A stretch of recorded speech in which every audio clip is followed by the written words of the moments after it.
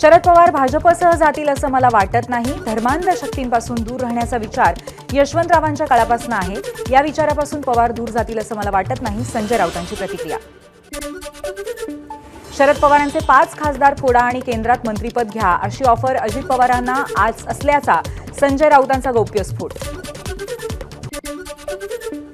संजय राऊतांच्या दाव्यात नवं असं काहीच नाही. पवारांसह असलेल्या खासदारांना संपर्क केला जात असेलही, मात्र शरद पवारांसह असलेले खासदार मजबूतीने पवारांसहच आहेत. खासदार फौजिया खान यांचं वक्तव्य.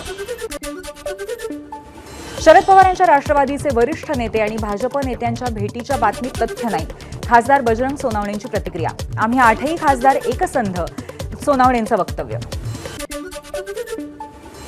शरद पवारांच्या वरिष्ठ नेत्यांची आणि भाजप नेत्यांच्या भेटीच्या बातमीत तथ्य नाही. खासदार अमर काळेंची ही प्रतिक्रिया. तर आमचा गट आणि तट शरद पवारच. अमर काळेंचं वक्तव्य. यंत्रणा आमच्या हातात असती तर 15 मिनिटात भाजप रिकामा केला असता. संजय राऊतांचा भाजपवर निशाणा.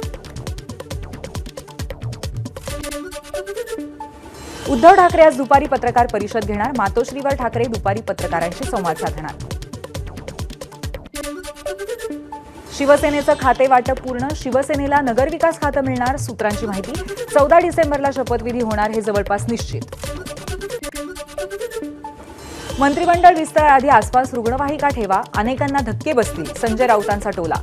एकनाथ शिंदेंच्या नाराजीला कोणी विचारत नाही, त्यामुळे त्यांनी बलिदानाची भाषा करू नये. राऊतांची टीका. राष्ट्रवादीच्या माजी मंत्र्यांकडून मंत्रिपदासाठी लॉबिंग सुरू. अजित पवारांना भेटण्यासाठी हसन मुश्रीफ, वळसे पाटील, नरहरी झिरवाळ देवगिरीच्या निवासस्थानी. राष्ट्रवादीला 8 कॅबिनेट आणि 2 राज्यमंत्रीपदं मिळण्याची शक्यता.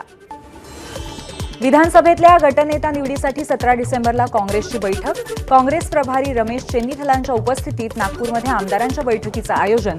नाना पटोले, विजय वडेट्टीवार यांचं नाव आघाडीवर.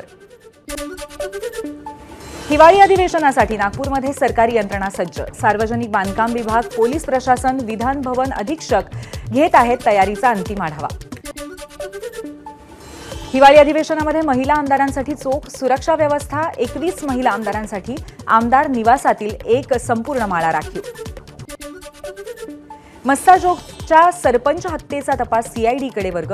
खासदार बजरंग सोनावणेंसह लोकप्रतिनिधींनी केली होती मागणी. तसंच या प्रकरणी केज पोलीस स्टेशनचे पोलीस उपनिरीक्षक राजेश पाटील यांचंही निलंबन. बीडमधल्या मस्साजोगचे सरपंच संतोष देशमुख यांच्या मारेकऱ्यांवरती कठोर कारवाई करण्याच्या मागणीसाठी आज बीड जिल्हा बंदची हाक. विविध संघटनांकडून बीड जिल्हा बंदचं आवाहन. आज तिसऱ्या दिवशी परभणीतली परिस्थिती सामान्य. शाळा महाविद्यालय सुरू झाली. बस सेवाही सुरू आणि बाजारपेठाही सुरू. परभणीतल्या संविधान शिल्प विटंबन प्रकरणी आज नाशिकमधल्या नांदगावमध्ये बंदची हाक. घटनेच्या निषेधासाठी शहरामध्ये कडकडीत बंद. बेस्टच्या भाडे तत्वावरच्या ड्रायव्हरची होणार सरप्राईज टेस्ट. महाव्यवस्थापकांचे कंत्राटदारांना निर्देश.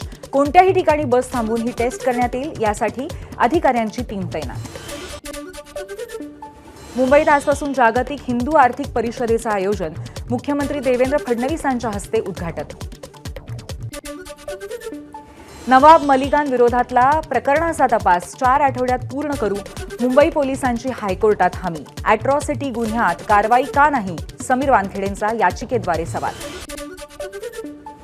अरुण गवळीचा फर्लो अर्ज नाकारल्याचं कारण 7 दिवसात स्पष्ट करा. हायकोर्टाचे राज्य सरकारला निर्देश. हायकोर्टाकडून जेल प्रशासन आणि राज्याच्या गृह विभागाच्या डीआयजींना नोटीस. भारतीय रिझर्व्ह बँकेला उडवून देण्याच्या धमकीने खळबळ. रिझर्व्ह बँकेच्या अधिकृत वेबसाईटवरती रशियन भाषेमध्ये धमकीचा मेल.